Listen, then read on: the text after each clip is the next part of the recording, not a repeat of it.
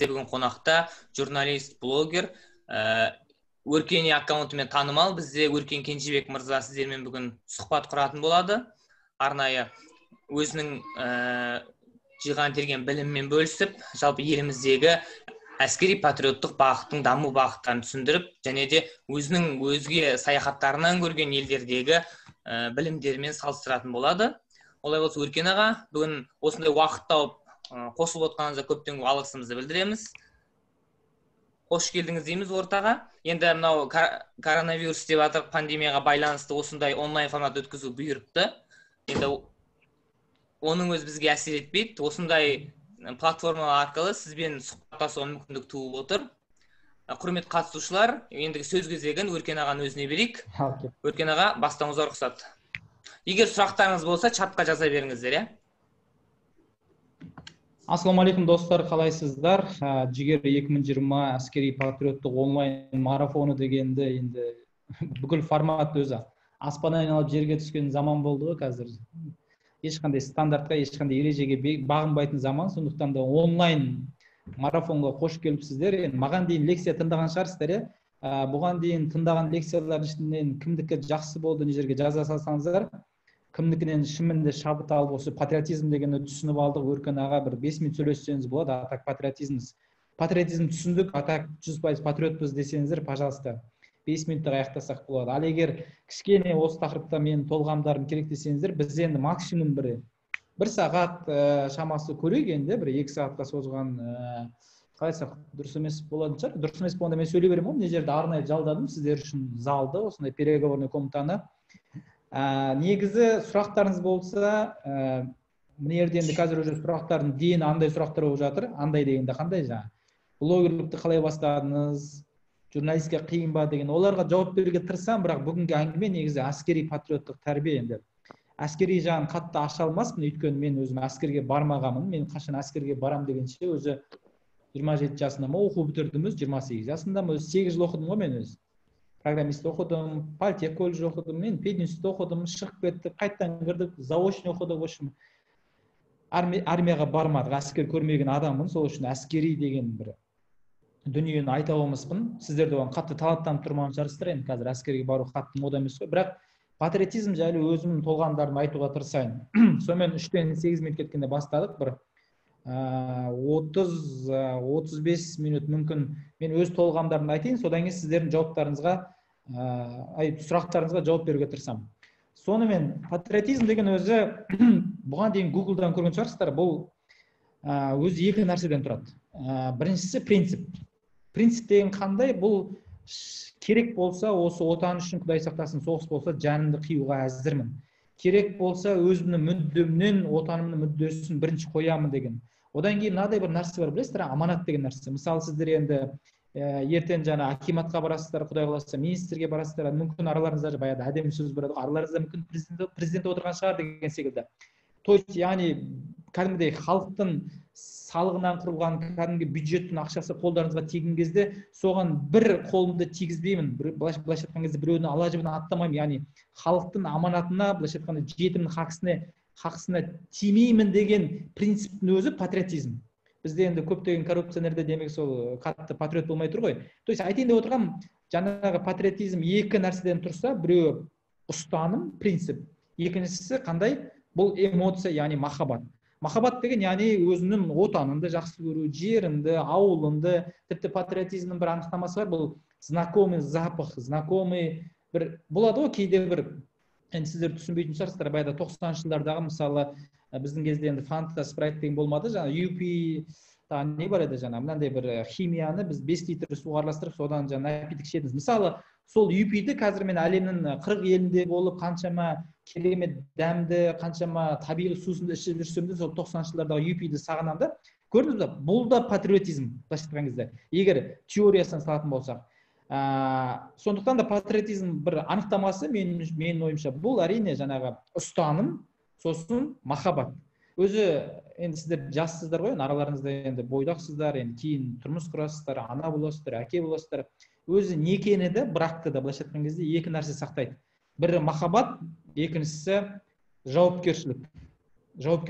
Махаббат кетеді, жауапкершілік деген нәрсе қандай? мысалы бір қызды аласыз, енді өліп өшіп алдыңыз, енді оның да түріне бір күні безеу шығады, білмеймін ғой, әйтеуір адамдар өзгереді ғой, енді махаббат деген үнемі 100% лапылдап тұрмайды, ол жаңағы өшеді, кетеді. Некені ұстап тұратын нәрсе жаңағы жауапкершілік деген дүние. Ей, мен анау пәленше дегеннің қызын алдым ғой, осыны қыздай қылып алдым, әке шешесіне уәде бердім, осыны бақытты қыламын деп, все, до конца осыны ұстап тұрайын деген секілді. И отанға деген махаббат та сондай. Мысалы, қазір 2000 жылдары Қазақстанда жағдай жақсы болған кезде, мұнайдың бағасы үлкен болған кезде, Астана салынып жатқан кезде Қазақстанды жақсы көріп, ал қазір пандемия кезінде мемлекеттің шамасы жетпей жатқан кезде, 42.500 теңгеге адамдар зар болып, мемлекет оған үлгере алмай жатқан кезде, түгел Қазақстанды жек көремін, не деген жаман бұл отан, мен кеттім Америкаға, Канадаға деп, ақшам бар болса кетіп қойып, ақшам жоқ болса үнемі зарлық, мұңдық болып өмір сүру, бұл да патриоттық емес, бұл дұрыс тәрбиеден емес деп ойлаймын. Енді біздің, қалай айтсақ, ата бабаларымыздың патриоттығы қандай болды? Мен сіздерге енді қазір әскери деген сөзге бір факты келтіре салайын. Мына Солтүстік Қазақстан облысында Ағыбай Батыр деген кесенесі бар, мавзолей, андай шошақ дулыға секілді. Сол Ағыбай Батыр Петропавлда жатыр, почти Солтүстік Қазақстанда. Бірақ оның туған жері Алматы облысы, Жамбыл ауданы ма, сол жақта. Енді ойлап қараңыздаршы, егер ол батыр тек өзінің ауылын, тек өзінің жүзінің территориясын қорғайтын болса, ол қай жерде туды, сол жерде өлу керек еді ғой, Ағыбай Батыр. Бірақ ол анау қанша енді 2000 шаршы, то есть 2000 шақырым жердегі Петропавлдың жерінде қайтыс болған. Яғни біздің Қазақстанның осындай ұлан байтақ жердің сақталуын бір секреті дейміз, құпиясы қандай? Біздің батырларымыз анау алашапқын болып, мысалы Алматының батырлары адайларды барып қорғаған түркмендерден, түркменнің жаңағы адайлардың батырлары барып анау Жоңғар алатауына дейін, мысалы жоңғарлар қуған деген секілді. Тарихтан барлықтарыңыз оқыдыңыздар ғой, әйгілі жаңағы Салқам Жәңгірдің несі бар емес пе? Орбұлақ шайқасы, мына Жоңғар алатауы деген Қытаймен шекара, Алматы облысының Қытаймен шекарасында және қанша әскер еді? 600 әскер жоңғардың, қателеспесем, қанша еді? 3000 әскері ме, әлде 10.000 әскері ме төтеп берген деген, енді типа 300 спартанцы бізде де бар ғой тарихта. Сол кезде әрине жоңғардың бізге шамасы келер еді, егер де 1-2 күннен кейін. Бірақ ол кезде уже Самарқаннан Жалаңтөс Баһадүр деген қазақ әкім болған. Сол кезде Самарқан, Өзбекстан, Самарқандан. Ойлап қараңыздаршы, Алматы облысының Қытаймен шекарасында соғыс болып жатыр. Көмек оған Самарқаннан, Өзбекстаннан жетеді. Қанша күн жүреді сол кезде? Енді шауып атты қинаған күннің өзінде бір білмеймін 15-20 күнде жетеді деп ойлаймын енді. Міне Қазақстан осындай кең байтақ деген кезде біздің ата бабаларымыздың бір жаңағы жеңнен қол бір жағадан басып еді, сондай шығарған ауызбіршілігінің арқасында болған. Енді ондай ауызбіршілік қазір бізде бар ма жоқ па білмеймін. Одан кейін білесіздер ме, патриотизм деген сөз бұл өз ұлтының тарихын, тағдырын сезіну, өз ұлтының жаңағы қазақ тілінің мәйегін сезіну. Мысалы, мен сіздерге бір прикол айтып берейін. Прикол дегенде қалай енді? Мына Верни Капитал деген атақты компания бар, Болат Өтемұратов деген олигархтың.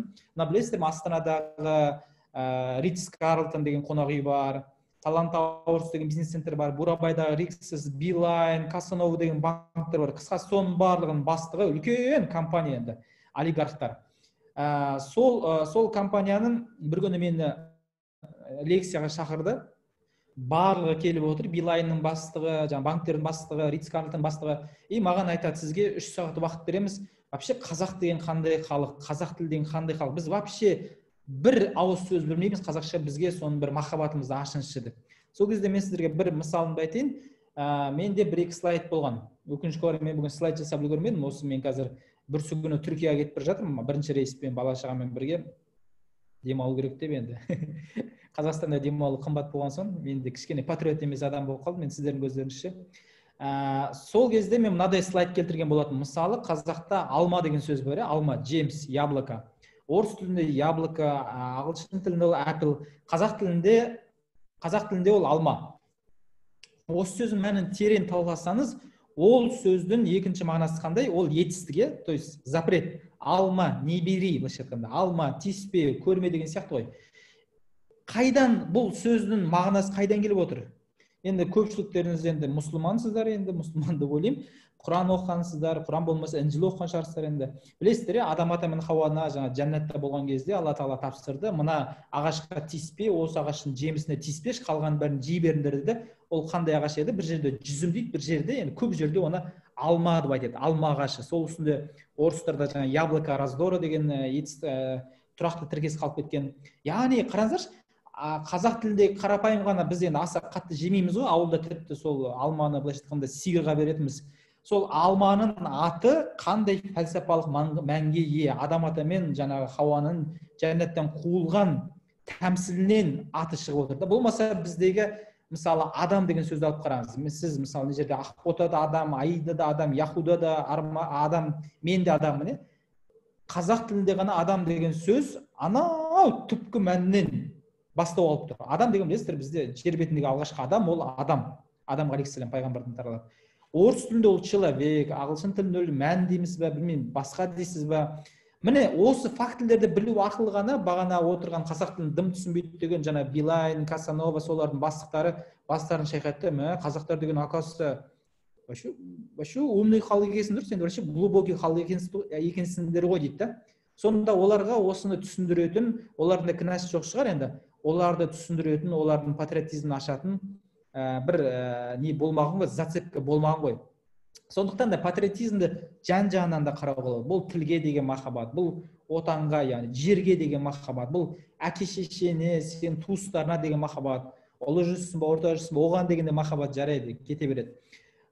Содан кейін білесіздер, патриотизмді қалай үстеп отырамыз деген кезде бізде көбіне адамға аналогия деген жақсы әсер етеді. Аналогия деген сөз бұл салыстыру. Сіздерді енді ата-аналарыңыз жаңа көршінің баласы деген мотивациямен өсірген шығар. Енді әне қараш, ана көршінің баласы 112 бал алыпты, ЕНТ-ден, әне қараш көршінің баласы мамасын курортқа жіберіпті деген үнемі бір какой-то бір көршінің баласы бізге үнемі мотивация болды ғой. Сол секілді бізге мысал арқылы қалай айтсақ келтірген бізге жақсы әсер етеді. Сол үшін мысал айтайын. Мысалы, отан үшін жанын қию, отан үшін өз мүдденен бас тарту деген кезде, мысалы мен есіме Ахмет Байтұрсынұлы түседі, білесіздер, ол білетін шығарсыздар кім екенін.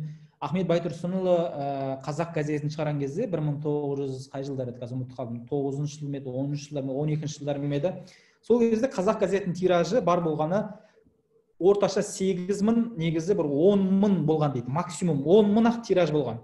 Грубо айтқан кезде, енді мен айып етпеңіздер, грубо айтқан кезде Ахмет Байтұрсынұлы егер қазір блогер болса, оның бір подписчигі бір 8.000 болмаса 10.000 адам болды деген секілді ғой, былайша айтқанда аз саналады. Өйткені қазақ газетінің тиражы 8.000, 10.000 таралым болған. Бірақ сол газетті шығармас үшін патша үкіметі әр газетті шығарғаннан кейін Ахмет Байтұрсынұлына келіп айтқан: так, сіз или газетті шығаруды тоқтатасыз, қазақтардың сауатын ашпайсыз, или, міне ақылдылар жазып жатыр, 1913 дейді, 12 дейді, 1913-18 дейді.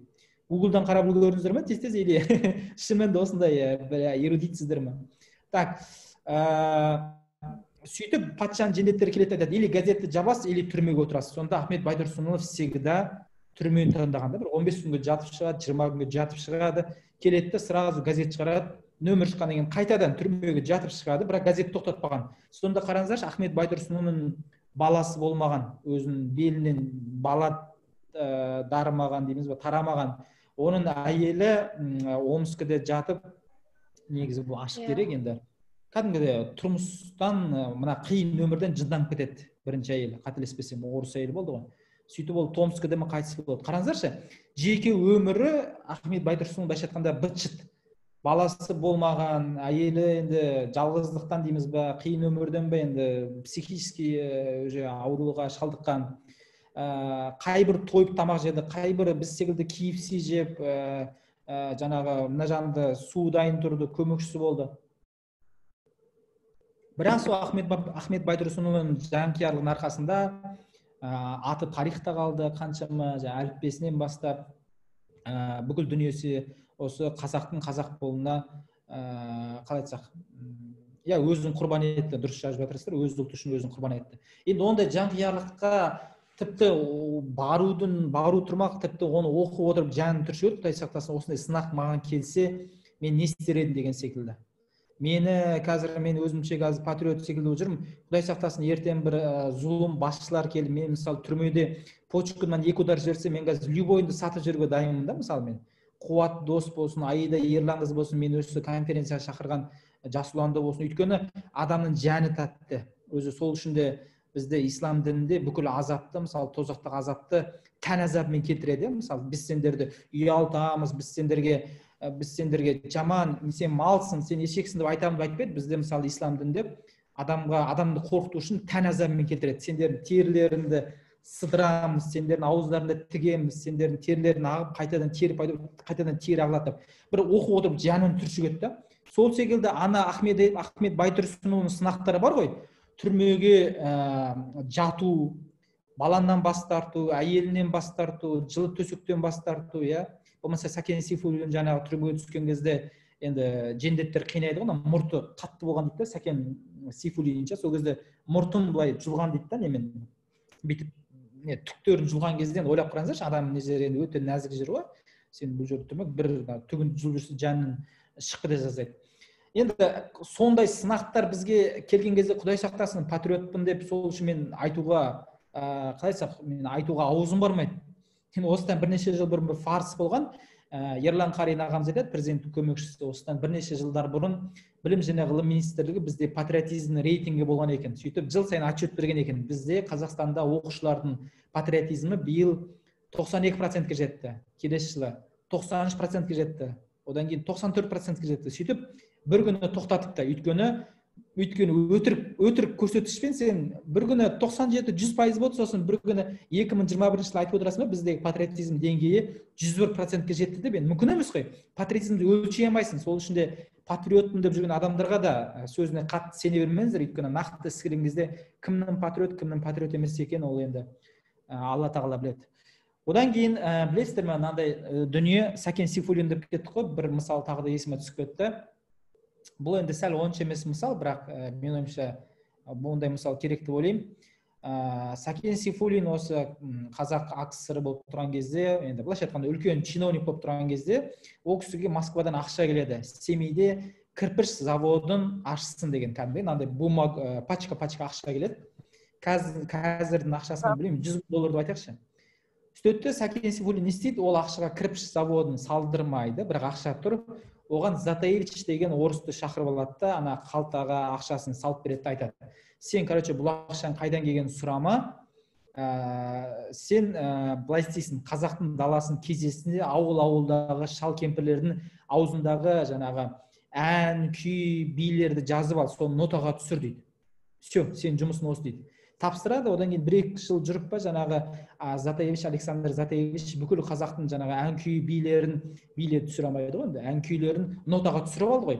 Егер де Сәкен Сейфуллин сол кезде ақшаны кірпіш заводын салдыруға жіберген кезде Затаевичке, ол бәрібір былайша айтқанда қазір Бекболат Тілеухан болмаса білмеймін, кім дейсіз, Досымжан Танатаров, кім еді жаңағы, Рамазан Стамғазиев, бүкіл дәстүрлі әншілер айтатын ән қалмаса еді. Өйткені қазақтың мың әнін нотаға қалдырған адам Затаевич. Одан кейін 10 жылдан кейін уже репрессия басталды, ана шалдың барлығы өлетін еді, енді ол өлмесе де хотя бы табиғи өліммен өлетін еді. Қараңыздаршы, қандай ерлік жасаған. Сол кезде өзінің коррупция жасады. Мен коррупцияны ақтап тұрған жоқ, бірақ ол өзі біліп тұр ғой, Мәскеудің ақшасы ертең бәрібір сотталатын, ертең бәрібір атып жіберетін. Бірақ қазақтың ән күйлерін жинатуға ақша тауып беріп, соны тапсырып, соны мұқияттап тарихқа тапсырды. Қараңыздаршы, патриотизм деген қандай болды деген кезде біз осы Ахметке үлгі аламыз, Сәкеннен үлгі аламыз. Болмаса Әлімжан Ермеков деген кісі болған, Әлімхан Ермеков деген, бұл жаңа Ленинмен 4 сағат, 5 сағат таласып, ойлап қараңыздаршы, Ленинмен жаңағы спорласып, орыс тілінде қазақ тілінің шекарасын қорғап қалған, былайша айтқанда. Қазіргі мынау Қазақстан шекарасы сол кезінде Әлімхан Ермеков Ленинмен отырып 4 сағат, 5 сағат картада бітеп, сызып отырып, бекітіп алған шекарасының үлгісінде біз КСРО-дан шықтық. Мен сіздерге бір мысал келтірейін. Мысалы, Египет деген ел бар, Мысыр деген, тарихы бізден де терең, 5000 жылдық цивилизациясы бар. Сол қанша 2,5 жыл бұрын салған пирамида әлі де тұр. Шынымен де ғажап цивилизация, бірақ шекарасын көрдіңіздер ма? Египеттің мына картадан қазір көрсеңіздер болады, сіздер маған қарағанда қазір Google-ға жақынсыздар оны. Египеттің шекарасын қарасаңыздар, тік бұрышты, үшбұрыш сияқты, мына жағы жарайды, Жерорта теңізі, Ніл, естественная граница, а вот солтүстік шекарасы, және оңтүстік шекарасы тік линейкамен сызған секілді. И на самом деле оны ағылшындар, француздар жаңағы Египетке тәуелсіздік берген кезде линейкамен сызып берген құмның ортасынан. Ал біздің Қазақстан шекарасын қараңыздаршы, бұлым изгиб орысша айтқан кезде, мысалы, солтүстік Қазақстан жағы, жалпы бізде тік шекара жоқ, тік шекара бар тек Арал теңізі жағында, енді ол түсінікті, ол естественный граница. Сонда қараңыздаршы, қалай патриот болам деген кезде просто Қазақстан картасына қараңыздар и Египеттің картасына қараңыздар. Демек, Египеттің ғұламалары, Египеттің Ахмет Байтұрсындары, Египеттің Әлімхан Ермековтері, Египеттің білмеймін, Міржақып Дулаттары грубо айтқан кезде елінің шекарасы үшін соншалықты тұрып бермеген. Ағылшындармен, француздармен столдың басында отырып, әрбір жаңағы түйір жерді, әрбір бұлым жерді қорғап, талқылап, бекітіп тастауға шамасы жетпеген да. Хотя Египет ол. Ал бізде қазақ халқы қанша ойбай десек те, мысалы, біздің шекарамыздың әлемдегі 9-шы территория қалуы, бабаларымыздың ерлігі түсінікті. Одан кейін соны саяси шекарада бекітіп алған, ол Әлімхан Ермеков секілді кісілердің еңбегі. Және патриотизм кімге де тарайды, ол біздің елбасымызға, Нұрсұлтан Әбішұлы Назарбаев деген кісіге. Бұны да обязательно айта кету керек, өйткені сол Әлімхан Ермековтер бекіткен саяси шекараны енді тәуелсіз Қазақстанда қайтадан бекіткен, ол әрине елбасымыз. Білесіздер, мысалы, Қытай 14 елмен шектеседі. Қытай шектесетін 14 елдің 13-мен проблемасы бар. Тайванды қайтара алмай жатыр, Кореямен арада аралдары бар, Жапониямен арада бір аралдарды бөлісе алмай жатыр, Вьетнаммен шекарасы быт-шыт, Мьянмамен шекарасы быт-шыт, Үндістанмен почти соғыс кеп қалады анда-санда. Тибеті бар, Тәжікстанмен арада таудың арасында бөліспеген. Тек қана Монғолиямен шекарасы быт-шыт, өйткені ішкі Монғолияның кезінде басып алған. Тек Қазақстанмен ғана шекарасын ресми делимитация жасаған. И Қазақстан сол Ресеймен де толық шекараны бөлді. Ал білесіздер, Қазақстан мен Ресейдің арасындағы шекара 7300 шақырым. Бұл әлемдегі ең ұзын құрлықтағы шекара, ойлап қараңыздаршы. Әлемдегі ең ұзын шекара, құрлықтағы сухопутный шекара Қазақстан мен Ресейдің арасында жатыр. Сондықтан да орыстар бізден кетсін, Қазақстан қазақтар үшін, если что Путин жағын әріп жерін деген адамдар қазір барып сол солтүстік Қазақстанда 7300 шақырым шекараны барып қорғап жатсыншы, сол жерге палатка тігіп, мосын асып, сол жерге етін қуырып. Қазір біз бәріміз барып сол шекараға біріміздің қолымыздан ұстап тұрсақ та, ол шекараны қалайтсақ бекітуге, ол шекараны күзетуге шамамыз жетпейді. Әлемдегі ең ұзын құрлықтағы шекара. Сондықтан да мәселе ауызбен айту емес, мәселе Фейсбукта шындықты шырқырап, ақиқатты ақырып айту емес. Қазіргі біздің кейбір адамдарымыз, типа патриоттарымыз үлгі көрсетіп жүргендей. Бұл шынымен де іспен жасау. Біздегі патриотизм деген кезде нақты примерлері қарау керек қой, просто. Ахмет Байтұрсын не істеді? Так, мен солай істей аламын. Сәкен Сейфуллин былай істеді, так, мен солай істей аламын. Елбасы шекараны 7 мемлекетпен шектесеміз, қателеспесем, 13 па 15 жылда тек осы шекарамен жүрген, былайша айтқан кезде. Солай істей аламын ба? Істей алмайтын болсам, грубо айтқан кезде, қазақша айтқан кезде құйрығын қысу керек та. Олай болмаса патриоттығын бір жерге сақтау керек, жүрегіне. Олай болмаса, мен патриотпын, болмаса мен Аленнан істедім деп айқайлау қиын деп ойлаймын. Сосын жалпы білесіздер, патриотизм деген не всегда хорошее чувство, орысша айтқан кезде. Білесіздер ма, Толстой деген кісіні, Лев Толстой, сол кісі патриотизмді ең жек көрген қасиеті болған. Білесіз, өте қызық мысал, өйткені патриотизм былай айтқан. Очень грубое, вредное, самое главное, безнравственное чувство деп Толстой кәдімгідей үлкен трактаттар жазған. Неге Толстой патриотизмді жек көргенді білесіздер? Өйткені патриотизм деген сөз адамда екі ауруды қоздырады. Ковид деген секілді, пневмонияны қоздырады деген секілді. Бұл өте жақсы сезім, жақсы ниет, бірақ кейде жаман нәрселерге алып келуі мүмкін. Сондықтан да біздегі патриотизм деңгейін тіпті былайша айтқанда бақылап, өлшеп отыру керек.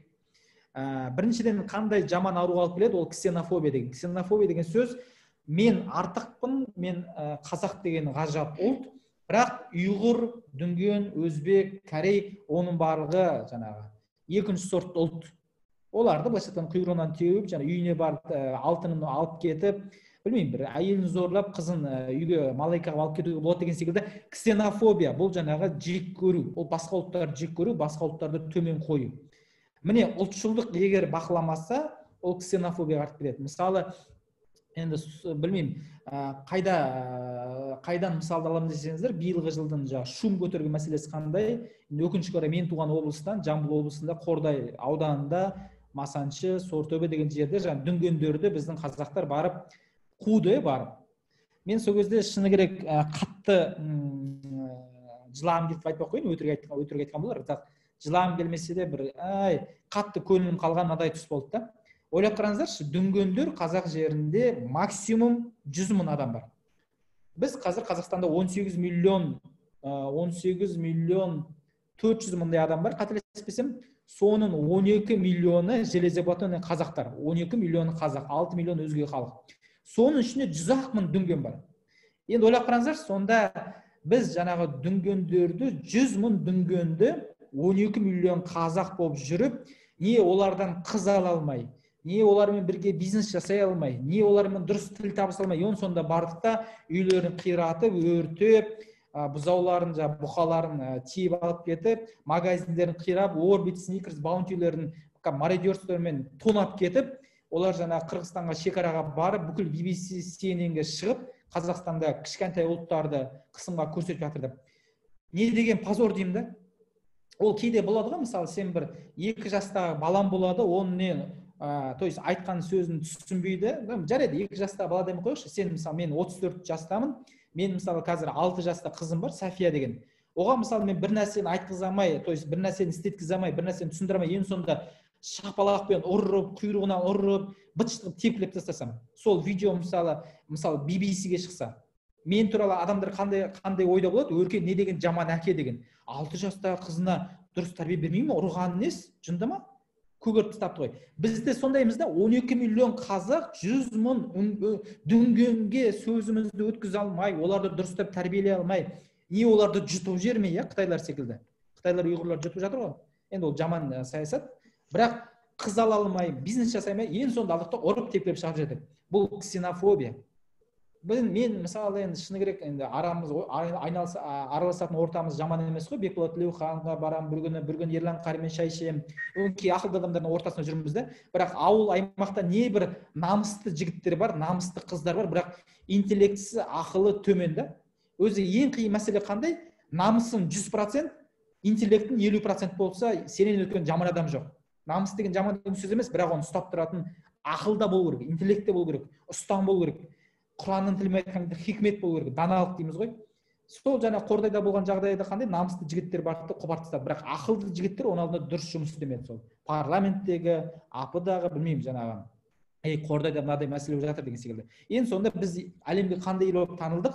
Ксенофобиялық ел болып танылдық. Сізбен келіспеймін, діндарлар өздері бастады ғой қазаққа. Енді өздері бастады ма, ол оның алдындағы мәселе, ол жаңағы қылмыс не, полиция шетін мәселе. Мен былай объемны айтып жатырмын, объемны. 30 жылғы мәселе, 40 жылғы мәселелерін айтып жатырмын. Айтпаса ол жаңағы кез келген мәселеде анау бастады, мынау бастады дегенде оны полиция шешеді, оны сот бар, прокуратура бар, оны біз араласпаймыз. Мәселе факт, что олар бастаса да, олар бастамаса да, біздің 100 мың дүнгенге шамамыздың келмегені. Мен сол кезде бір жаман сөз айтқан, ол үшін енді ренжімеңіздер. Мысалы қазір Қазақстан бір Кореямен бәсекеге түсеміз, Жапониямен бәсекеге түсеміз, айналайында Өзбекстанмен бәсекеге түсеміз деген кеудеміз кереміз ғой, Қазақстан дегенде ел ғой енді деген секілді. Бірақ біз өкінішке қарай әлі де өзіміздің ішіміздегі кішкентай халықтармен бәсекеде оларды тоңмай жатырмыз. Сіз мысалы Сайрамдағы өзбектерден қалай айтсақ пысықтығыңыз артық па? Болмаса Ұйғырдағы, аудандағы, Шонжыдағы ұйғырлардан артық тамақ жасай аласыз ба? Болмаса жаңа Масаншыдағы дүнгендерден артық. Айтайын отырған ішкі конкуренцияда біз оларды жеңейікші. Біз оларды деген кезде мына жерде оларда отырған шығар. Айтайын отырған біз ішкі конкуренция бір болайықшы. Ішкі конкуренцияда бір-бірімізді жеңіп үйренейікші. Сосын, пожалуйста, Жапонияны бағындырайық, Қытайды бағындырайық, Құдай-ау, Америка мен Apple шығарайық деген секілді әңгімені айтуға болады. А пока ол әңгіме бізге жараспайды да. Мен осы нәрсені түсіндіргім келген. Яғни ұлтшылдықты дұрыс қоймаса, ол жаман ауруға апарады, оны атқандай ксенофобия деген. Енді бұны шектемесек, ксенофобия неге артады? Ол фашизм деген нәрсеге. Фашизм деген енді ең жексұрын нәрсе. Білесіздер, мен осы былтыр Аушвиц-Биркенау концлагерінде болдым. 1,5 миллион еврейді өлтірген Польшадағы лагерь. Мен инстаграмда стористерімде тұр. Бір аптада 3 миллиондай адам қарапты. Енді шынымен де осы маған қатты әсер етті. Мен өзімше ойлаған, Қазақстанда да бар ғой, Алжир деген лагерь болды. Барған шығарсыздар. Астананың түбінде тұр. Барыңыздаршы, пожалуйста, 30 километр. 10 мың теңгеге апарады такси. Карлакқа барыңыздар міндетті түрде. Қарағандының түбінде тұр, бір 60 километр жерде ме, жоқ 50 километр жерде ме, Карлак деген бар. Біздің енді Совет одағының бізге жасаған құқайы. Мен оларды көріп барғам, сөйтіп Аушвиц-Биркенау концлагеріне барған кезде ойладым, енді ары кетсе Карлакты бір 10 есе үлкен деген вариант шығар деп. Бірақ 4 тонна әйелдің шашын көрген кезде мен кішкене жүрегім бүйтіп неғып қалды енді. Дір ете қалды. Мен өзім қатты бір эмоциялы адам емеспін. Бірақ 4 тонна әйелдің шашын көрген кезде деп қаласың. Сол кезде немістердің жасаған фашизмін айтуға келмейді. Енді сол фашизмге қалай барды деген кезде мен сіздерге соны просто қысқаша тарихын айта кетейін. Неміс деген халықты білесіздер, мен ең сүйікті халқымның бірі, өте жақсы көремін. Германияда болдым. Енді әлемдегі сіздер біледі, рентген деген сөз ол адам аты, неміс ол. Дизель деген сөз машинада ол адам аты, ол неміс. Бүкіл жасаған Мерседес де неміс, бәрі неміс қысқасы. Мен көзіме жасалған операция Карл Цейс лазері, ол да немістікі. Бірақ сол неміс бірінші дүниежүзілік соғыстан кейін оңбай жеңіледі, масқара болып жеңіледі. Сол кезде жеңген, немісті жеңген мемлекеттер бірінші дүниежүзілік соғыс, ойлап қараңыздаршы, 1912, 13, 14 жылдары Германияға үлкен салық салады. 100 мың тонна алтынның бағасын салады сол кездегі. Сол кезде Германия қатты қиналып кетеді, былайша айтқанда нагрузкаға түсіп кетеді, ақша құлап кетеді, адамдар жұмыссыздықта, былайша айтқанда дух сынып кетеді халықтың. Сол кезде халықтың духы сынған кезде Гитлер деген адам шығады айтады: көрдіңіздер ме, бүкіл әлем бізге заговор жасады, бүкіл әлем бізге қарсы. Көріп отырсыздар, бұның бәрін істеп отырған еврейлер, өйткені оның осы келісімге барған сол кезде Германияның президенті Эберт деген кісі түбі еврей болды деп айтады. Сосын жаңа коммунистер шыға бастаған, 8 март мерекесі бар ғой, соны ойлап шығарған Роза Люксембург, Клара Цеткин деген апалар, енді еврей апаларымыз ғой. Қысқасы, сол кездегі халықтың духын көтеру үшін бір жауды іштен ойлап табады. Көрдіңіздер ме, Эберт еврей болған, Клара Цеткин еврей болған, Люксембург еврей болған, бізге коммунизм идеясын тығып жатыр, халық давайте біз еврейлерді өлтірейік деп. Сөйтіп, неміс бәрінен артық, неміс деген арий халық, таза қанды халық, ал еврей, цыган, поляктар, қазақтар бұның барлығы екінші сорт деп, білесіздер, жаңа халықтарды өлтіруге кірісті. Өткенде мен инстаграмда айттым ғой, кейбір қазақтар біздің әсіресе үлкен аға буындар айтып жатады, шіркін Германия бізді басып алған кезде бәріміз бір-бір BMW мініп жүрер едік, бір-бір Мерседес мініп жүрер едік деп. Сол кезде мен айтамын да, шіркін тарихты бізде дұрыс білмейді, әйтпесе сол фашистік Германия кезінде біз секілді қара, қоңыр көзді адамдардың көздерін операция жасаған, роговицасын кесіп, біздің қоңыр көзімізді кесіп алып, роговицасын кесіп алып, оны қалай көк көз қыламыз. Өйткені білесіздер, біз енді көк көз емеспіз, біз неміс емеспіз, түріміз ұстамайды білдім. Даже бойымыз, олардың мойы вообще 2 метрден биік немістер. Кинодағыдай немістер емес, бір назиратсына өлі қалатын. Яғни біз секілді адамдарға эксперимент жасаған, қалай бұл қыртынбай адамдарды қалай неміске ұқсатамыз деп. Егер фашист Германия бізді басып алса, біз вообще халық ретінде жоқ болатын еді. Өйткені біз бірде-бір параметріміз бойынша неміске мүлдем ұқсамаймыз. Не бойымыз, не көзіміздің көктігі, не түріміз, білмеймін, не шошқа жемейміз, не ақылды емеспіз олар секілді. Қатты ақылды емеспіз. Ақылдымыз ғой, бірақ қатты ақылды емеспіз.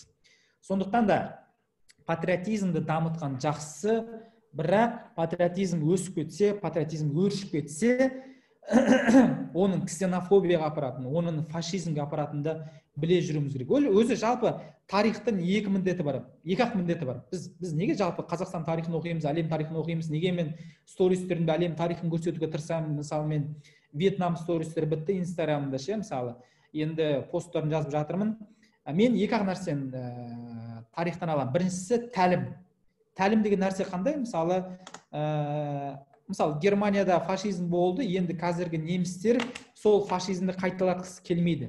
Содан тәлім алады. Ата-бабаларымыз бір жамандық істеді, біз соны жасамаймыз деген секілді. Мысалы, бір енді ұятсыздау пікір айтайын енді. Құнанбай деген фильмді көрдіңіздер ғой, иә? Құнанбай деген фильмді көрсеңіздер, сол фильм алғашқы кадрларында, алғашқы эпизодтарында түйе мойнақ педі, ботам мойнақ педі бір ойын болған. Сол кішкене қазақ тарихында да азғындаған кездер болған. 80-дегі шалдар 13 жастағы қыздарды алып қашып, енді бір қалай айтсақ, өзіміз орыстарға құл болып жатқан кезде жаңа түйе мойнақ педі бір ойын болған.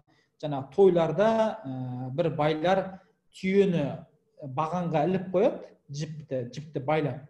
Соны жаңағы әйелдер, енді ерікті әйел келіп кеудесін шешіп, топлес дейміз ғой, енді емешегін көрсетіп, сөйтіп жаңағы түйені бұғаудан шешу керек болған, жаңағы тіспен, қолын тигізбей. Мысалы 19 ғасырдың соңында мына Абай күйініп, қазақтың надандығынан, қазақтың қаралығынан, қап-қара түнектігінен жынданып келе жатқан кезде, жалғыз күйіз үйлер жатып қара сөздерін жазып жатқан уақытта кейбір Қазақстанның аймақтарында надандықтан сондай ойындар болған. Мысалы жалаңаш әйелдер, қазақтың апаларымыз барып жаңағы емшегін салбыратып барып жаңа түйені жіптен шешіп алып кеткен. Осы эпизод ретінде кіріп кетті Құнанбай фильміне. Мысалы тарихтан тәлім алу деген кезде қандай, міне болды ғой позорный страницалар, позорный беттер. Енді мен соны қайталамайшы, мен хотя бы не жерін көрсетпей қойшы, пожалуйста, деген тәлім алу. Германия тарихтан қалай тәлім алады? Біздің Гитлер деген енді ол неміс қой, енді ол қарға өз баласын қарған көзін шықмайды деген секілді. Бірақ оны қайталамайшы деген дүниеден тарихтан тәлім алады. Екінші дүние қандай? Біз тарихтан қалай тәлім аламыз деген кезде екінші дүниесі бұл шабыт. Тарихқа қарап біз шабыттануымыз керек. Қазақ қандай бағана секілді алма, адам деген сөздеріміздің өзі Құраннан, Қазақстандағы мысалы ең көп таралған фамилия, мысалы Ахметов деген фамилия, Ахмет, тоже исламнан. Дұрыс, дінді жақсылап ұстану керек, салт дәстүрін жақсылап ұстану керек, отанымызды жақсылап сүю керек, елімізге саяхаттау керек, елбасымызды қадірлеуіміз керек. Мысалы қалай айтсақ бұл тағы. Осы жеріміз үшін жанымызды пидадық, өзімізді күнде мотивациялап даярлау керек деген секілді көрдіңіз бе? Осы міне патриотизм. Енді саяхат дегеннен шығып кетеді ғой, бір ойдан бір ойға шығып жатырмын. Патриотизм дамытудың бір жолы, мен негізгі тақырыптың біріне келейін, өзіме өте жақсы көретін тақырып. Мен 40 елде болдым әлемнің осы 6-7 жылда. Алла қаласа мен бүрсігүні Белекке кетіп бара жаттым, Түркияға, бірақ енді саяхат емес, пассивный отдых бала-шағамен. Қазақстанның бүкіл 14 облысында болдым, почти бүкіл қалаларында болдым, тек әлі Байқоңырда болған жоқпын. Және білесіздер ме, осы қалаларды, облыстарды аралап жүргенде мен түйген ойым қандай? Қазақтар неге патриот емес дегенге жауап таптым ғой қысқасы. Оның жауабы не деп ойлайсыз? Бағана айттым ғой, Қазақстан тым үлкен болған соң бізде стереотип қалыптасқан. Мысалы, болды ғой, мысалы, южандар Шымкентке барсан, қыздарды алып қашып кетеді, южанның жігіттеріне тұрмысқа шықпаңдар, алдап сулап құлағына лап шәліп тастайды, сөйтіп ол Шымкентке барсан, таңғы 5-тен бастап үйдің алдын сыпырып жүресің деген секілді, мысалы, стереотиптер бар да, мысалы, солтүстіктің қыздарында сондай стереотип бар. Болмаса, менде мынадай бұрын стереотип болған. Ақтауға барсан, Адай деген бір боевой халық, жаңағы білмеймін, барып басынды жарып кетеді. Мысалы, аэропорттан түсе сала сен найзамен түйреп аэропорттың алдына іліп қояды деген секілді. Менде бір стереотиптер болатын, бір безбашенный халық деген секілді. Болмаса сол адайлардың, менің ойымша, мына Шығыс Қазақстандағы кержақтар бар ғой, орыс ағайындар, кержақ дейді ғой. Суббота воскресенье жұмыс істемейді, кешкі 6-тан кейін барып үйіне барып жатады. Мен ең алғаш Өскеменге барған кезде, ол кезде Яндекс деген жоқ. Бір орыс аталар тұрады таксиде жаңағы. Ескі шоқаларға мініп алған. Мен сұрадым, Өскемен бір жеріне бару қанша тұрады десем, 279 теңге дейді. Қатып қалғанда принципиально орыстарға. Мен айтам, может, я вам заплачу 300 десем, нет, 279 теңге деп. Мысалы, кержақтар. Көрдіңіздер ме? Мысалы, Қостанайдағы қазақтың, Жамбылдағы қазақ жайлы пікір қандай, адайлардың Қоңыраттар жайлы пікір қандай, Қоңыраттардың жаңағы білмеймін, жалайырлар жайлы пікір қандай деген секілді. Біз бірімізбен араласпағаннан кейін осындай стереотиптер туа береді. Мен өткенде айттым ғой, мысалы, біз негізі Қытайларды жек көреміз, Қытайлармен соғысқанбыз деп қоямыз. Тарихқа қарасақ, біз Қытайлармен бір рет соғысқанбыз, 700 жылы 8 ғасырда Тараздың түбінде Атылар шайқасы. Ал былаймен Қытаймен негізі қатты бізде не байланыс болмаған. Оның бір мысалы өткенде постымда жаздым. Моңғолдар Қытайды Жұңғо деп атайды. Вьетнамдықтар Қытайды Жұңғо деп атайды. Өйткені қытайлар өздерін Жұңғо деп атайды. Мысалы, Грузияны біз Грузия дейміз, грузиялықтар өздерін Сакартвело дейді. Өздерінің елін Сакартвело дейді. Мысалы біз Жапония деп атаймыз, жапондар өздері Ниппон дейді. Олардың ішкі атаулары бар. И сыртынан таңған атаулары бар. Ал біз Қытайды Қытай дейміз, Жұңғо дейміз. Соған қарап бүкіл Қытай танушылар айтады, Қазақстан негізі Қытаймен қатты контактіге бармаған дейді. Өйткені контактіге барса Жұңғо деп атар еді біз. Біз Қытай дейміз, өзіміз сыртынан танып алған. Мысалы қазір былай секілді ғой, мысалы Ақерке Рақыш деген қыз отыр ма қазір маған қарап. Ақерке Рақышты мен танымай тұрып, сыртынан мысалы Сабина десем, Сабина Ағдарбек десем, дұрыс емес қой, мен оны танымай Ақеркені Сабина деп жатырмын. Сондықтан да сол секілді Қазақстанның 14 облысы, 14 мемлекет секілді, Ұлы жүз, Орта жүз, 10-ымыз, итақта бар бөлінушілігіміз бізге осы патриотизм дамыту үшін бірімізге көп саяхаттау керек. Мен мысалы Иран деген елде болдым. Осыдан 3 жыл бұрын Наурыз мерекесіне тап болдым. Иранда 80 миллион халық тұрады, өте үлкен ел, ғажап мемлекет, баруға кеңес беремін. Олар Наурызды 12 күн тойлайды, 12 күн демалыс, 12 күн тойлайды.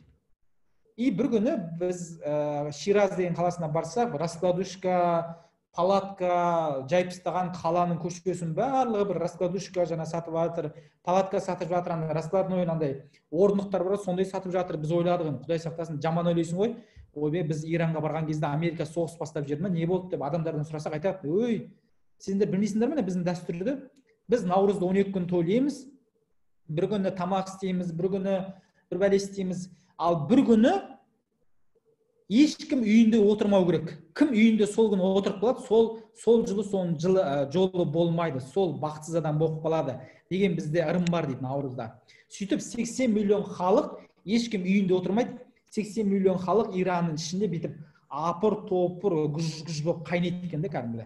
Мешхеттегілер Ширазға барады, Шираздағылар Техрандағы туысқандарына барады, Техрандағылар Исфаханға барады, Исфахандағылар Кум деген қаласына барады деген секілді 80 миллион халық Наурыздың 12 күн бір күнде үйінде отырмаймыз деп күж араласады да, туысқандарына барады, табиғатқа шығады, тауға шығады, білмеймін, тау болады шығатын жерде.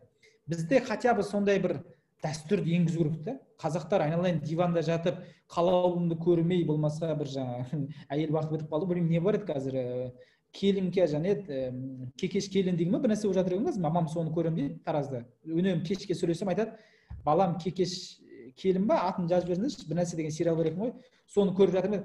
Дұрыс көріңіздер сериал, бірақ саяхат кекеш келін, дұрыс айттым, кекеш келін. Жақынымызды танымасақ, мына Құдай сақтасын, өзімізді бір тұтас ел ретінде сезінбейміз. Мысалы, сіз қалайсақ, дапанжи деген тамақты егер жемесеңіз, оның дәмін біреуге айтып бере алмайсыз, суреттей алмайсыз. Сол секілді Қазақстанның барлық жерінде болмасаңыз, сіз Қазақстанды бір тұтас ел ретінде сезінбейсіз. Мысалы, мен 14 облыста болдым, былайша айтқанда сезінемін елдің проблемасын, Атыраудағы жұрттың проблемасын, Өскемендегі жұрттың проблемасын. Сол үшін де үлкен азамат болам десеңіздер, пожалуйста, Елнұр, Фариза, бәрін аттарын айттым, Ақерке, осы елге жанашитын адам болам десеңіз, осы елдің патриоты болам десеңіз, онда елді аралап бастаңыздар. Мен бір мысал айтайын, Мұхамеджан Тазабек деген ағамыз бар ғой енді. Сіздерге шамасы лектор болады деп айтты кеше Жасұлан. Или болмайды шығар. Ну, жарайды, білесіздер ғой енді. Асыл-арна деген телеарнаның басшысы, 1,5 миллион адам бар Инстаграмда. Сол кісі айтады, мен осы елдің жағдайын ойлайтын, былайша айтқанда халықтың алдындағы бір тұлға болуыма Қонаев әсер етті дейді. Қонаев ол кезде айтысқа шығып жүрген дейді, 13-14 жасар балам дейді, мектептегі айтысқа шығып жүрген кезім, мені Қонаев қалып барды дейді. Жамбыл облысының делегациясына атам. Үлкен кісілер бар, енді жаңағы парткомның басшылары, партияның басшылары, сөйтіп жаңа 13 жасар, 14 жасар маған Қонаев бұрылып қарап, былай деп айтты дейді да. Бала демей.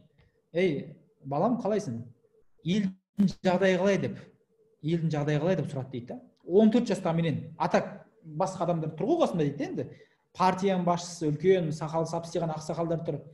Содан бастап дейді Қонаевтың бір ауыз сөзі дейді, елдің жағдай қалай деген сөзден кейін почему-то елдің жағдайын ойлап жүретін болдым дейді, уже 14 жасынан бастап бензин бағасы так қымбаттап кетті ма, не болып жатыр, халықтың жағдайы қалай өзі, 42.500 теңге бәріне жетіп жатыр ма деген секілді. Қараңыздаршы, сондықтан да сол сөзді сіздерге де, сол сұрақты сіздерге де жүктегім келеді.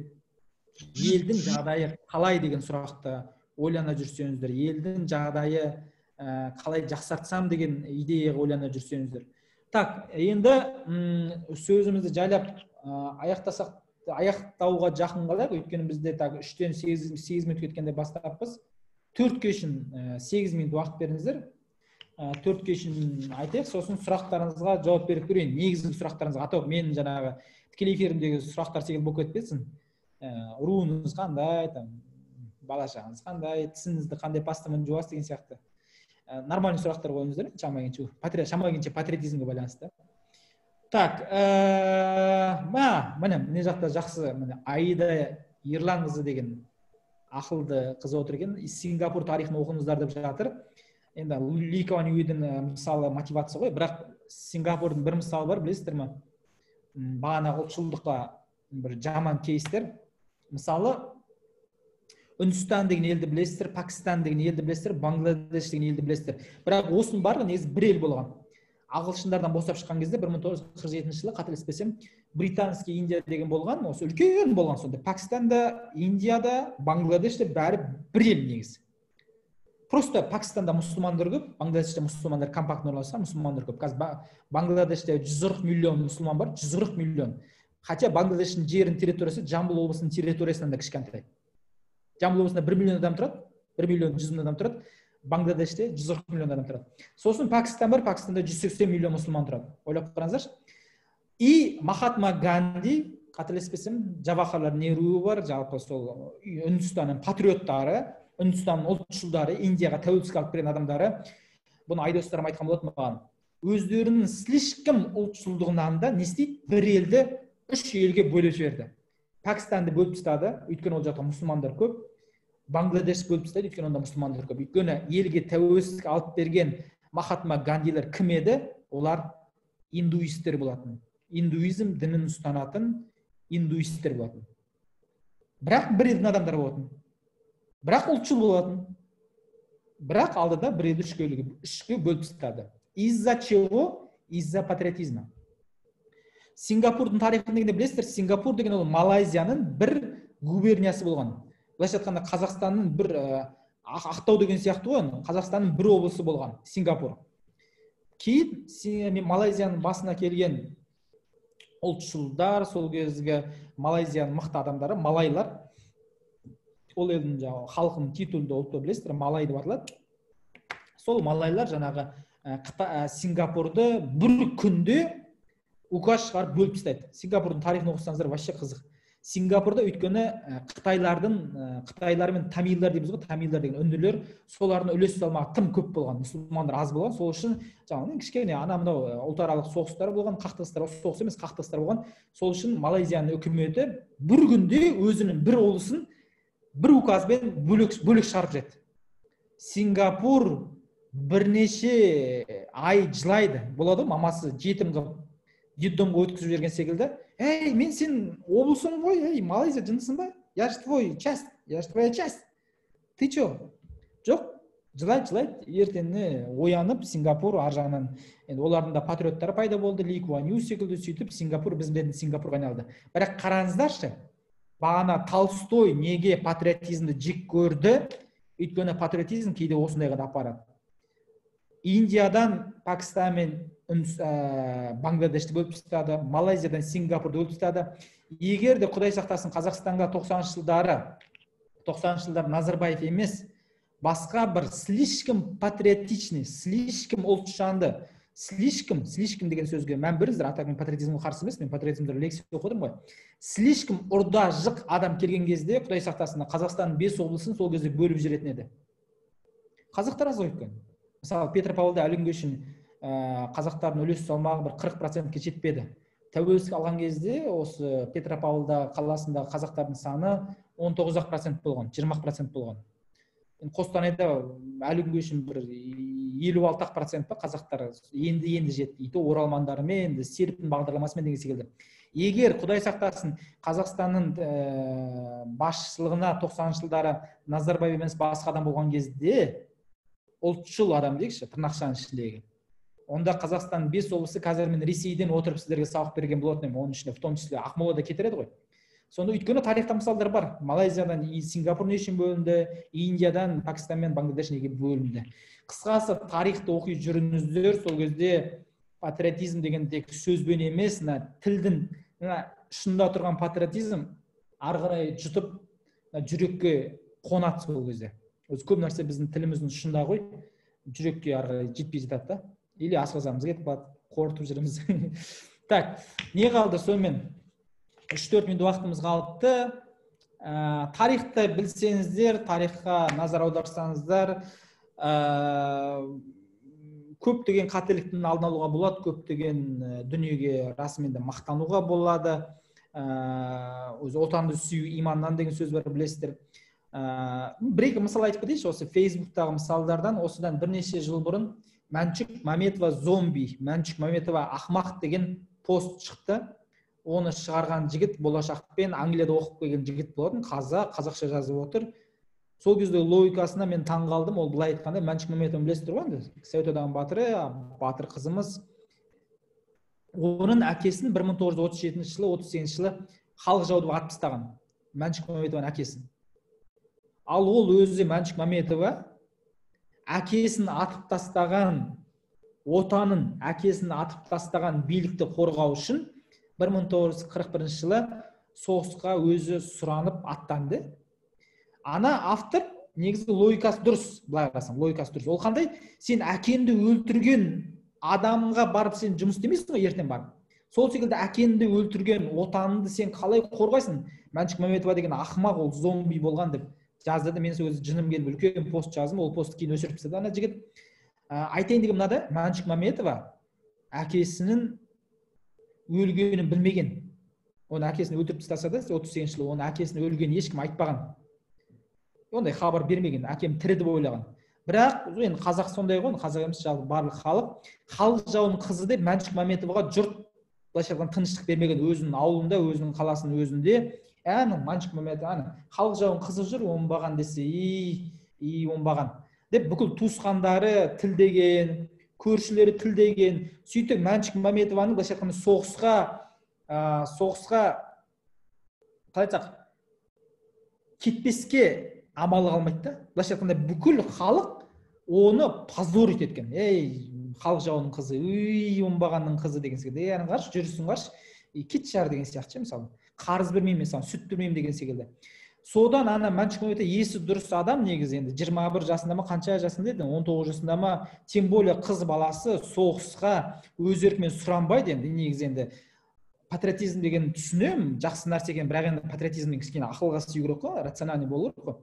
Оны соғысқа баруға итермелеген нәрсе патриотизм емес, оның намысына тиген. Сен әкеңді құтқарғың келе ме, позордан, онда бар да соғысқа барып өле қал. Соғысқа барып өлсең, халық жауының қызы соғысқа барып өлсе, сен әкең позордан айығады.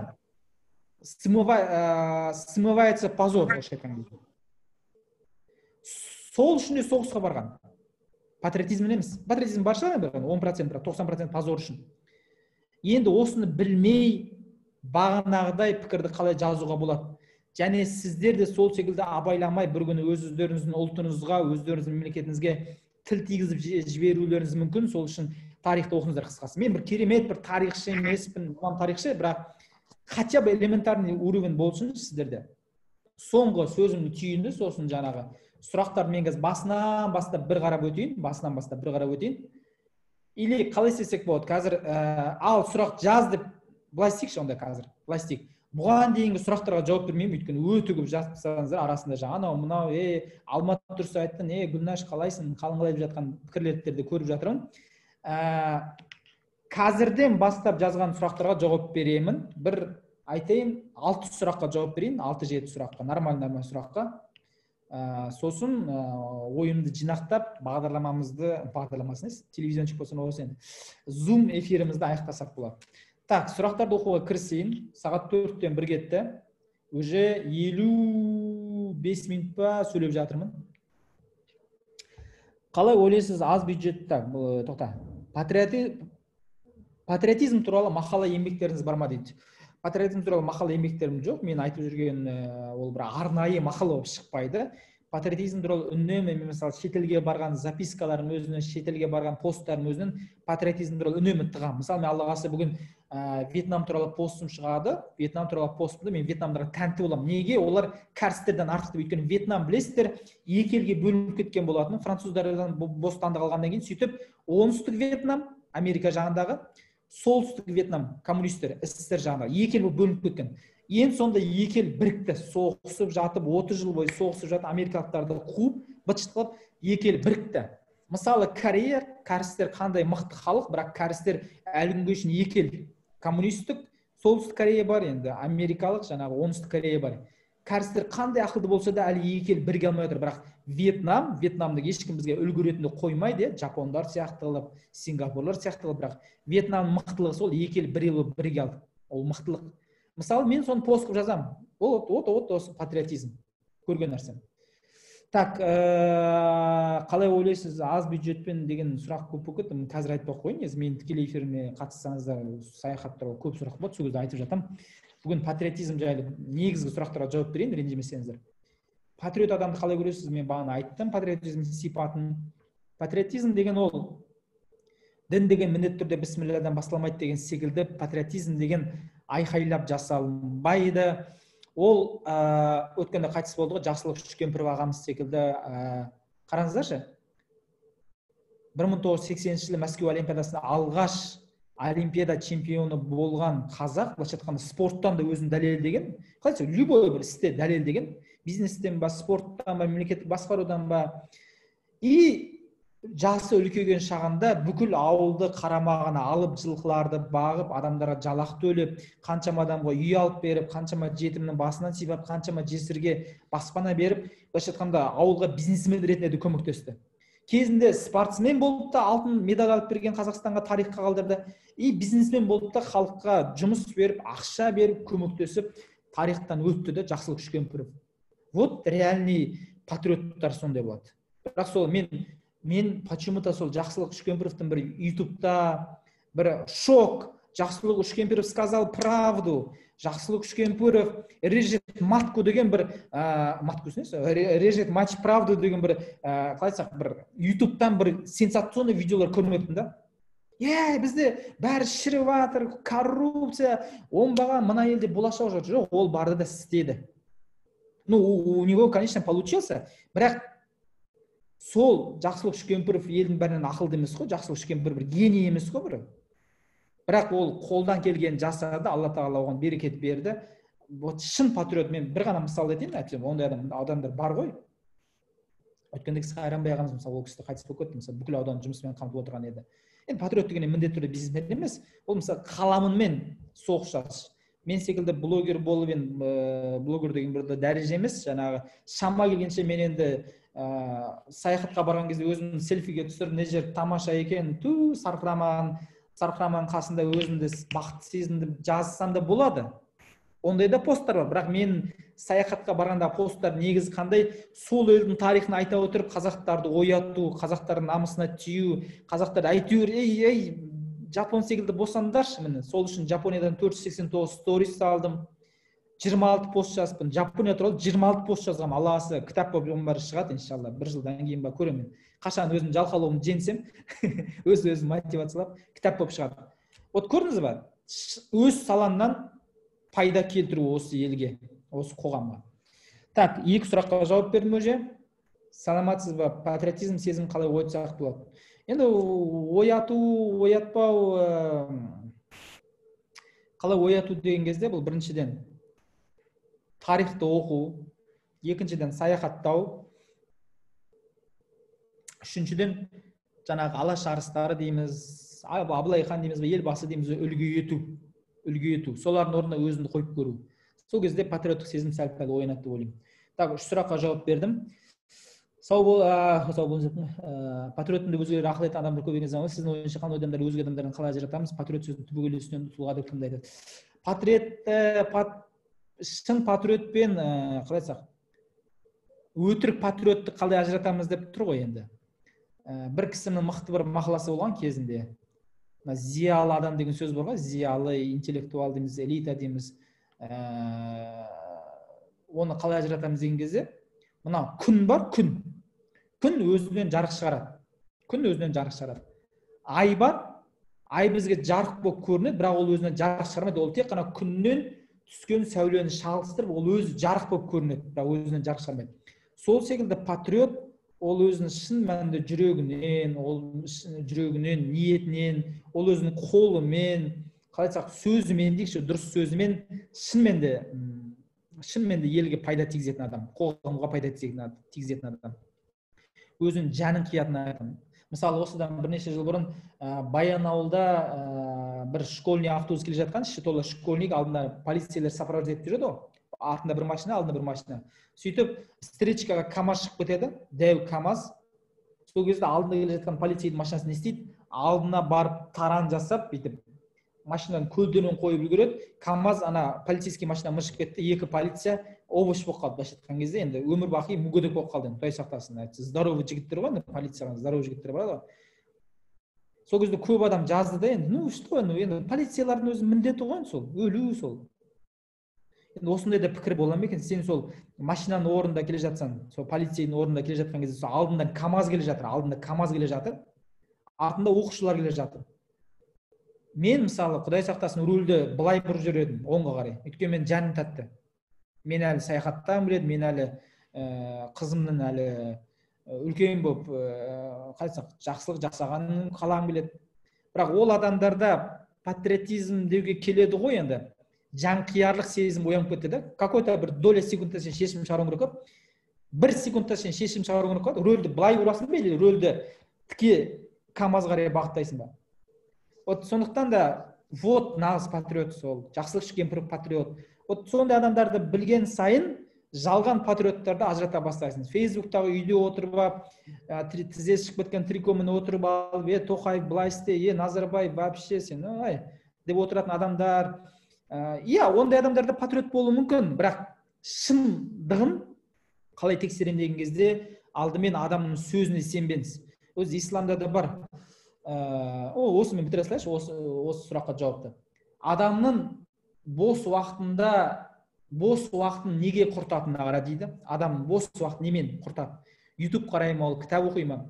Адамның үйіндегі положениесіне қара дейді. Адам үйінде не істейді? Адам үйінде әйелінің алдында құрметін қандай, мамасына деген құрметі қандай? Адам үйінде қандай? Адам бос уақытын қалай жұмсайтынына қара дейді. Адамның ұмытып қалдым, кешіріңіздерші. Үшінші тағы бір осындай бір тест бар.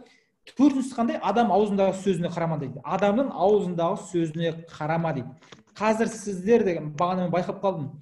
Сөз саптауыңыз тамаша, Өркен Кенжебек, красавчик деген секілді сондай пікірлер бар шығар. Если что, ондай болмаса жазып қойыңыздар деп па. Енді айтайын деп отырған, мен қазір сіздерге Zoom эфирде отырып, мен мысалы бұған 10 күн дайындалған шығармын, сіздер білмейсіздер ғой. Или вообще дайындалмаған шығармын. Негізі мен шын дайындалған жоқпын. Бірақ сіздерде сөзге сиқыры бар. Қазір мені Өркен деген патриот екен, бір рет Zoom эфирге шыққан 1 сағат, ой, вообще керемет екен деп ойлап қалуларыңыз мүмкін. Ол заңды. Бірақ Құдай сақтасын, мен мысалы педофил шығармын, мысалы Құдай сақтасын. Мысалы мен бүгін барып мысалы мысықтарды құйрығына бензин құйып өртеп жіберетін бір жынды шығармын. Бірақ әдемі сөйлейтін шығармын. Білмейсіздер ғой. Сондықтан да патриоттарды да тек сөзіне қарап, не деген бұл ұлт жанды деп алданып қалмаңыздар. Мына Қазақстанның 5 облысын жаңағы Ресейге Советтер одағына беруден аман сақтап қалған Жұмабек Ташенов деген кісі бар. Біз Ташенов деген көше бар Астанада. Сол кісі негізі орысша сөйлеген екен, көп жағдайда орысша сөйлеген екен. Бірақ орысша сөйлей тұра осы Қазақстанның 5 облысын, в том числе Целиноградты, Москваға жаңағы қосып жіберуден аман сақтап қалған негізгі кісінің бірі. То есть айтайын деген мынадай ғой, керемет қазақша қазір мақал мәтелмен бірік болмай ебілмайды деп отырып, ол адам жемқор болуы да мүмкін да. Бірақ бізде қазақтың кішкене сәл талғамы түсіп кеткені қандай? Бізде сөзге сынып қаламыз. Біздің қазақтың қыздары да сөзге тез сынып қалады, ұлдары да тез сынып қалады. Ринат Зайытов мысалы үй қасы жоқ болса да, ей, бір нәрсе де мәссағар сен Ринат Зайытов, пожалуйста, бізді құтқаршы мына неден, елден, пожалуйста, президент болшы деп астына ютубқа комментарий жазып жатады. Ай, ол сөз ғой, всего лишь сөз. Сөзде сиқыр бар. Сондықтан адамның ісіне қараңыздар. Мысалы мен бір нәрсе уәде бердім де, Өркен Кенжебек осыны орындады ма, орындаған жоқ па? Бір рет жарайды, кешіріңіз, екінші рет орындамаса, ей, Өркен Кенжебек что-то не то, ол әдемі сөйлейді екен, әдемі жазады екен, әдемі фотоға түседі екен, блогер ғой енді. Сол үшін ақша тауып жүр жарнамадан. Бірақ ол лично патриотизм деген нәрсе адам істеген ісімен. Мен тағы бір мысал келтіре салайын. Мысалы осы Қытаймен арада мәселелер бар ғой, білесіздер. Қытайда қаншама қазақтарымыз бар, 1,5 миллион қазақ өмір сүріп жатыр. Сол кезде Қайрат Әбдірахманов деген сыртқы істер министрі болған. И Серікжан Біляш деген кісілер бар, қазір Фейсбукта білесіздер, шулатып жүрген. Қытай бізді құртып жатыр. Ойбай, деп бүкіл ютубта зарилеп жүрген кісілер бар. Серікжан Біляш деген. Енді ол кісіге лично ешқандай претензиям жоқ, дұрыс. Бірақ Қайрат Әбдірахманов деген сіздер фамилияны өмір білмейтін шығарсыздар, сыртқы істер министрі болған, көзінде әшкеге бар. Сол осы проблема өршіп тұрған кезде Қытаймен дипломатиялық жайлап сөйлесіп жүрсін болмайды ғой, дипломат, нағыз дипломаттар ғой. Бүйтіп хаттар жіберіп отырып, жұмсақ күшпен сол Қытайдың түрмесінде жатқан 4000 адамды Қазақстан шығартып алған. Сыртқы істер министрі Қайрат Әбдірахманов. Сол кезде мемлекетте жаңа сыртқы істер министрлігінде істеп жүрген адамдар айтты да, мемлекет негізі проблеманы шешіп келе жатқан дейді, әдемі дипломатиялық жолмен. Бір кезде Фейсбукта, ютубта жаңағы енді айқайлап шулағыштар, дым істемей жатыр, ойбай, бітті, Қытайға қарсы шығамыз, голый рукой, жалаң қолмен барып, ертең шекараның түбінде тұрамыз, езіп жатыр деген сөзбен ана бүкіл келісім шарттардың несін бұзып жүр дейді да. Былайша айтқанда, қаншама күнгі дипломатиялық келісім шарттардың бір құнын түсіріп жүр дейді. Қытайларды ренжітіп алды деп айтса, әп-әдемі шешіп қалды. Кейде мәселе, вот нағыз патриот, мен ойымша Фейсбукта жаңағы пәлеқор деп демей қойшы, құрсын Құдай сақтасын. Айқайлағыш емес. Вот нағыз патриот Қайрат Әбдірахманов жұмсақ, ол шуламай, пиар жасамай, Фейсбукқа жарияламай-ақ 4000 адамды түрмеден алып шыққан қазақты. Ұйғырлардың бірге түсіп кетті ғой бәрі, общий котел, аз ұлттар деп. 4 сұраққа жауап бердім. Бір тағы 3 сұраққа жауап берейін, сосын аяқтасақ болады. 99 сообщение дейді, аяқта ойбай. Сұрақтарыңыз көп екен сіздердің. Так, өзіңіздің отанға деген құрметіңіз бен отаншылдығыңызды қалай бағалайсыз дейді, 0 мен 10-ның аралығында. Жарайды, сұрақ қойыңыз, жауап бере салайын. 10-нан 5 деп белгілейін, жарайды.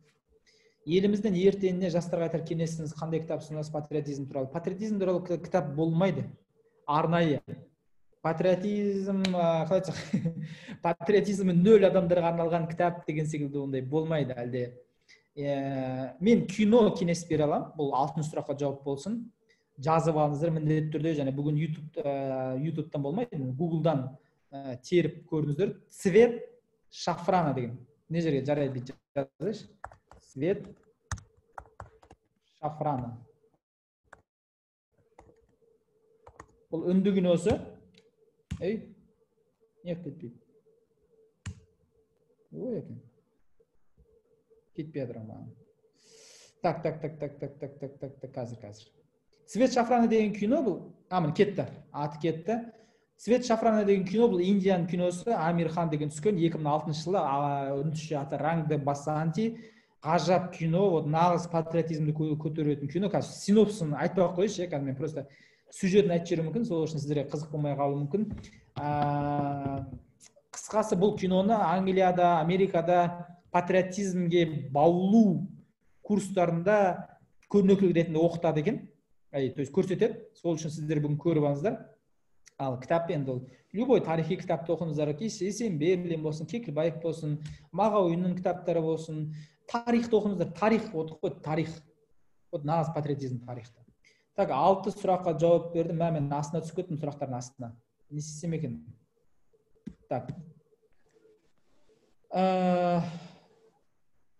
Ағай, басқа елдің киноларын айта бермей, өзіміздің елінде керемет киноларын айтсаңшы. Керемет кинолар болған кезде оның үстінде көріп жүрсіз ғой, Томиристі, Қазақ хандығын. Енді арнайы патриотизмдер ол киноны көрсеңіздерші, құдай ау. Так, 7-ші сұраққа жауап берейін. Ең соңына түсіп кеттім, кешіріңіздер, киноның атын түсемін деп, енді қазір ана сұрақтарға қайтпақ қойын. Бәріңізге белгілі, қазақ халқының ханы болған, ең көп билеген, жаңағы ең көп жыл билеген Хақназар хан өлерін сонда қазақ тұтардан қазақ ханы деп айтқан болатын. Оның мағынасы не деп ойлайсыз?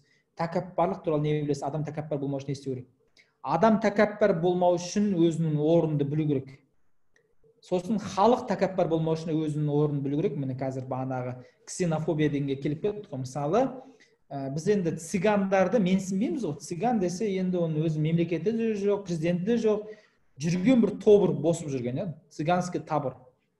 Бірақ цигандардың әлемдік өркениетке жасаған, келтірген пайдасын есептесеңіз, қазақтардікінен асып кетеді. Мысалы, қараңыздар, цыгандар нейролингвистический программирование деген бір адамды арбау, оның шындығын айтқызып алу, оның бермейін тұрған затын бергізу деген секілді. Гипноздың түрі деп айтайықшы, енді КМБ қолданатын, ЦРУ қолданатын, Масад қолданатын. Сосын балканский музыка деген бар, гректің, сербтің, то есть Македонның сол елдері бар, Балкан түбегі Еуропадағы. Солардың музыкасын негізі цыганский музыка дейді. Болмаса, шестиструнный гитара деген бар, Высоцкийдің қолындағы 6 пернелі дейміз бе, 6 струна деген не өзі жаңа. Сол гитара, мысалы, цыгандардың гитарасы. Сосын фламенко деген бар, Испаниядағы фламенко деген би жаңағы, желбір жекен жаңағы, көйлекпен билеу, сол негізі цыгандардың биі. Болмаса, цирктегі көптеген жонглерлік трюктар, аттың үстіндегі трюктар, сол цыгандардан келген. Мына модада қазір бохос деген стилі бар. Цыганша киіну, юбкасы былай қисық, кофтасы былай қисық деген секілді. Қараңыздаршы. Сонда биден бастап музыка, цирк, психология, не беді жаңағы, құдай өзі, мен айттым та. Қаншама салада цыгандардың үлесі бар. Цыгандардың қалдырған мұрасы бар. Ал қазақтың шынымен де осы әлемге берген пайдасы қандай деген кезде біз сол баяғы алма, жылқы, шалбарды біз ойлап таптық айтамыз. Не факт, что біз ойлап таптық. Та не бар еді? Осындай дүниелерді айтамыз. Сондықтан да цыган, даже цыган айтып отырмын, елі жоқ, жері жоқ деп олардың алдында тәкаппарлансаң, теория тұрғысынан дұрыс емес. Өйткені олардың да әлемге берген пайдасы көп. Тәкаппар болмау керек деген сұраққа жауап беріп жатырмын. Мен жеке адам тұрғысынан айтпай қоймын, мен қалай тәкаппар болмау керек? Иман керек ол үшін, білім керек, хикмет керек. Ал ұлт тәкаппар болмау үшін сен өз орнында білуің керек. Құранда айтылған арабтар орташа жаратылған халық деп. Қараңыздаршы. Құран арабтарға түскен үшін, ол араб тілінде жазылған үшін, соңғы пайғамбар араб болып келген үшін, арабтар дандайсып, пантоваться етіп кетпеңдер. Сендер всего лишь орташа жаратылған ұлтсыңдар деп Құранда аят бар. Алла тағала ескертеді. Соған сай салсақ, қазақтарда негізі орташа жаратылған халық. Біз бір супер умный халық емеспіз. Еврейлер секілді, жапондар секілді, немістер секілді. Және супер қопал халықты емеспіз, дамымай қаламыз. Мысалы, Гвинея, Бисау, Құдай сақтасын, Папуа, Новая Гвинея деген жерлерде тайпалар өмір сүріп жатыр. Әлі күнге шейін жаңа мүшесін жапырақпен жауып, мысалы, Тибетте бір тайпалар бар, Тибетте. Бір отбасы бір әйелді алады. Мысалы, бір үйде 4 еркек болса, бір әйелді алады. Многомужество ол жақта. Многоженство емес, многоженство нормально деп ойлаймын, дегенсіз, ойнап айтамын. Многомужество. Мысалы, сондай дамымай қалған тайпалардың қасында қазақ дамыған ғой, бірақ слишком дамып кеткен неміс, жапон, еврейлердің қасында біз орташамыз ғой. Сондықтан да қазақ өзінің қалай айтсақ, орнын білу керек. Сол кезде тәкаппар сынбаймыз, қысқасы. 7 сұраққа жауап бердім. Давайте бір сұраққа жауап берейін тағы да. Сонымен жайлап аяқтасақ болады. Өйткені біз уже 1 сағат 12 минутқа кетіп бара жатырмыз. Әңгімеміз әдемі кезде, атақ абыройым бар кезде деп аяқтасақ жайлап. Бір жақсы сұрақ қойып жеріңіздер, сосын мен 8-ші сұраққа бір кеңірек жауап берейін. Сөйтіп сөзімді қорытындылап аяқтасақ болады. Сіздердің де жұмыстарыңыз бар, сериал көру керек, ұйықтау керек, далаға шығу керек. Так, қандай сұрақ? Ағай тез қорытындыланшы дейді. Хорошо, давайте, без проблем. Бір сұрақ жауап бере салайық, сосын не алайық. Так. Zoom деген өмірім екінші рет. Міне. осы сұраққа жауап беремін и все. Сіз үшін патриоттық сезімі жоғары қай мемлекетті үлгі тұтасыз? Жапония.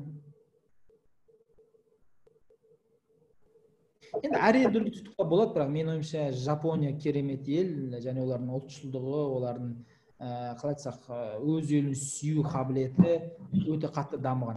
Мен бір мысал айтайын. Так, кім несі қосылып кетті? Өшіре салыңыздар. Бір мысал айтайын. Жапонияда 120 миллион адам тұрады, 120 миллион адам. Өте кішкентай аралдарда тұрған, 5 арал, дәу аралдан 5 арал, 120 миллион адам тұрады. Және олар бір аралда тұрғаннан кейін әрқашанда біз деп сөйлеп үйренген. Былайша айтқанда мен деп сөйлемейді, әрқашанда біз деп сөйлейді. Және Жапонияны білесіздер, білмеймін, олардың енді ұлтшылдығы, олардың қалай табиғи байлықтар жоқ болса да әлемдегі нөмір 3-ші экономиканы жасап отырғаны айтуға келмейді.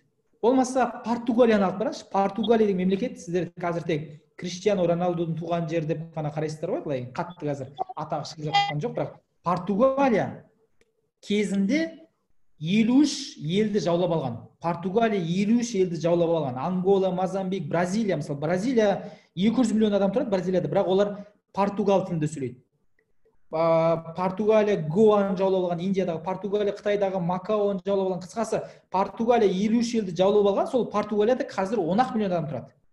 10 миллион адам тұрады Португалияда. Ойлап қараңыздаршы, орта ғасырда оларда қанша миллион адам тұрды деп ойлайсыздар? Орта ғасырда максимум оларда 5 миллион адам болғанда. Сол 5 миллион адаммен әлемнің 53 мемлекетін жаулап алған ғой.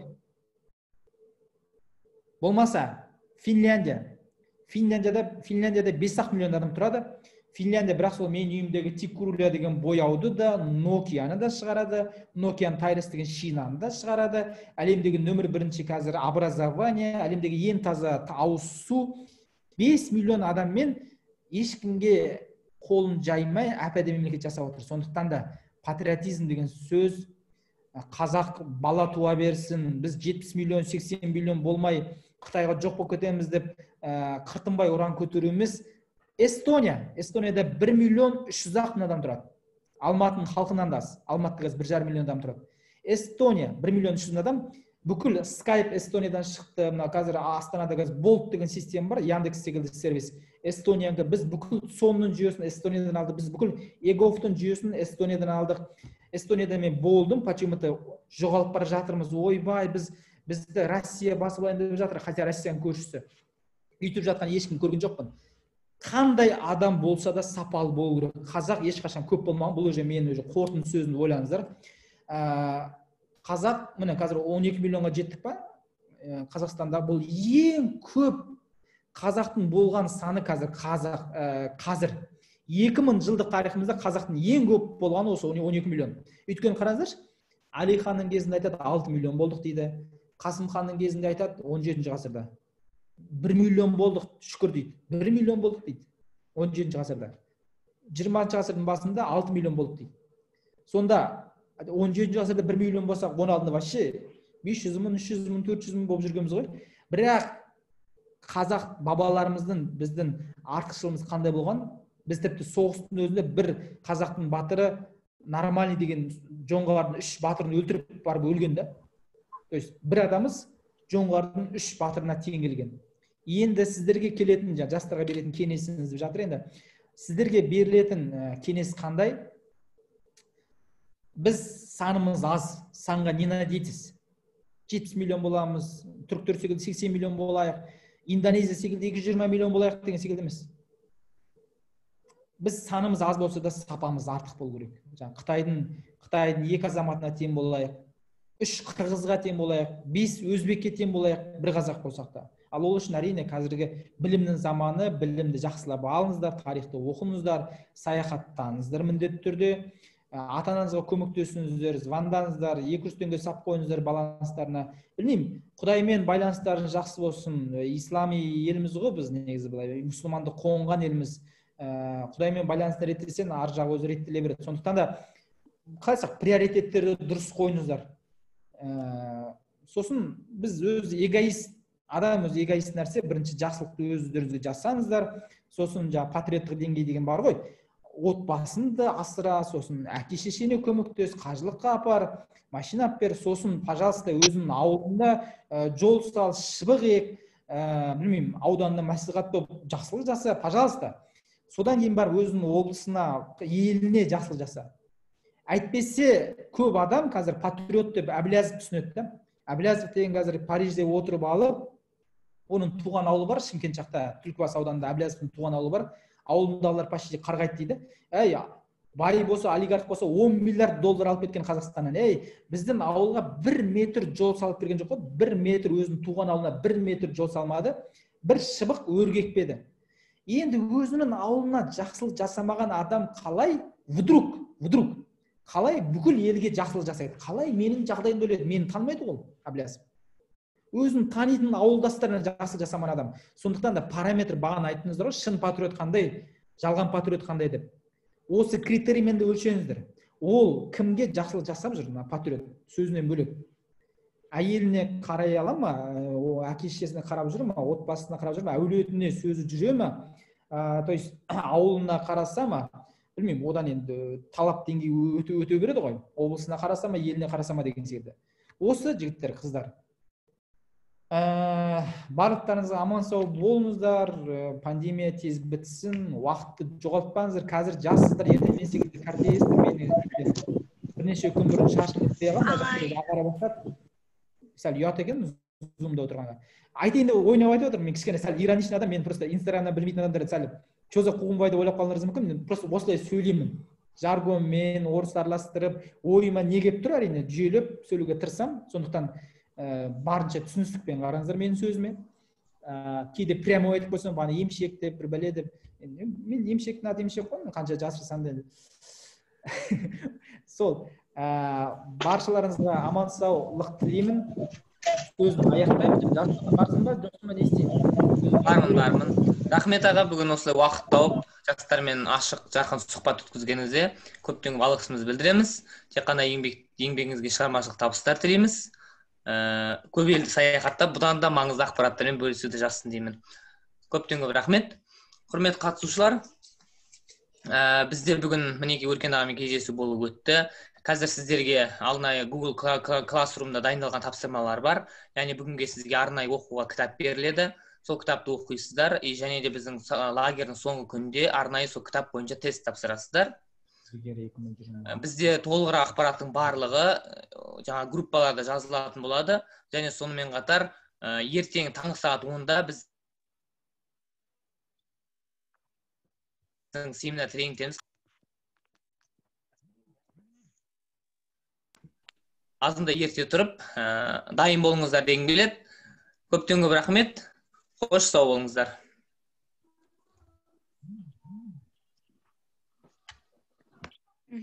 Сау болыңыздар.